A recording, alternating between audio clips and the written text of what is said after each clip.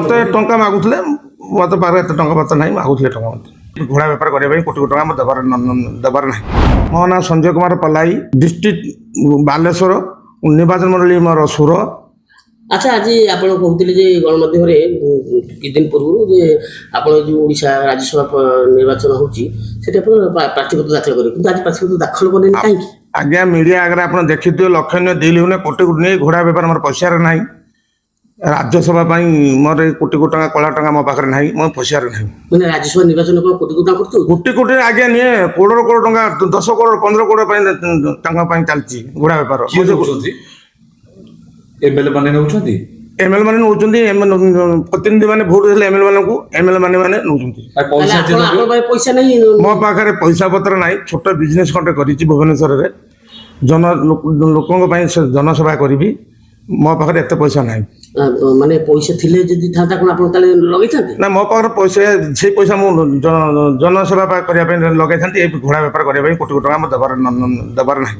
ତାହେଲେ ଆପଣ ଘୋଡ଼ା ବେପାର ପସନ୍ଦ କରୁନାହାନ୍ତି? ମୋ ଘୋଡ଼ା ବେପାର ମୁଁ ଆଦୌ ପସନ୍ଦ କରିନି। କୋଟି କୋଟି ଟଙ୍କା ମୋ ପାଖରେ ନାହିଁ, ଯେ ମୋର ପଇସା ନାହିଁ। ତାହେଲେ ଆପଣ ଯଦି ସେମିତି ସାଧାରଣ ଭାବେ ଆପଣ ବିଧାୟକ ସମର୍ଥନ ଦେଇଥାନ୍ତି ତାହେଲେ ଆପଣ ପ୍ରାର୍ଥୀପତ୍ର ଦାଖଲ କରିଥାନ୍ତେ? ମୋତେ ସାଧାରଣ ପ୍ରାର୍ଥୀ କରିଥିଲେ ନିଶ୍ଚୟ ପ୍ରାର୍ଥୀ ହେଇଯାନ୍ତି। ତାହେଲେ ଆପଣଙ୍କ ପାଶେ ଯୋଗାଯୋଗ କରିଥିଲେ? ସମସ୍ତ ସାଙ୍ଗରେ ଯୋଗାଯୋଗ କରିଥିଲି, କିନ୍ତୁ ଲାଷ୍ଟ ମୁହୂର୍ତ୍ତରେ ମୋତେ ମନା କରିଥିଲେ। ଆଚ୍ଛା କିଛି ଟଙ୍କା ମାଗିଲେ କି ଆପଣ? କିଛି ମୋତେ ଟଙ୍କା ମାଗୁଥିଲେ, ମୋତେ ପାଖରେ ଏତେ ଟଙ୍କା ପତ୍ର ନାହିଁ, ମାଗୁଥିଲେ ଟଙ୍କା ମୋତେ। ଆପଣ ମନା କରିଦେଲେ? ମୁଁ ମନା କରିଥିଲି, ମୋତେ ନାହିଁ, ମୁଁ ସେ ଜନସେବା କରିବି, ଓଡ଼ିଶା ପାଇଁ ଜନସେବା କରିବି। ଆଉ ରାଜ୍ୟସଭାକୁ ନାମ କେବେ ଦାଖଲ କରିବିନି। କ'ଣ ସବୁ ଜନସେବା କରିଛନ୍ତି? ମୁଁ ଗାଁରେ ଗୋଟେ ହନୁମାନ ମନ୍ଦିର କରିଛି। ପ୍ରତିବର୍ଷ ବାରଣୀରେ ଅନ୍ନଛତ୍ର ମୁଁ ଦିଏ। ଘର ରୂପଖଣ୍ଡ ଆମ ଘରେ, ମୁଁ ଅନ୍ନଛତ୍ର ପ୍ରତିବର୍ଷ ବାରଣୀରେ ଦିଏ।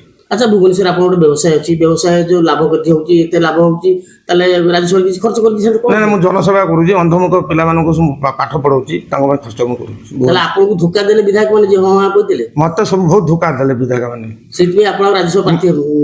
ନା, ମୋ ସେଥିପାଇଁ ଆଉ ଇଚ୍ଛା ନାହିଁ। କୋଟି କୋଟି ଟଙ୍କା ମୋ ପାଖରେ ନାହିଁ, କୋଟି କୋଟି ଟଙ୍କା ଘୋଡ଼ା ବେପାର ମୋ କରିବାରେ ନାହିଁ, ମୋତେ ସେ ଜାଗାକୁ ଯିବାର ନାହିଁ। ଧନ୍ୟବାଦ।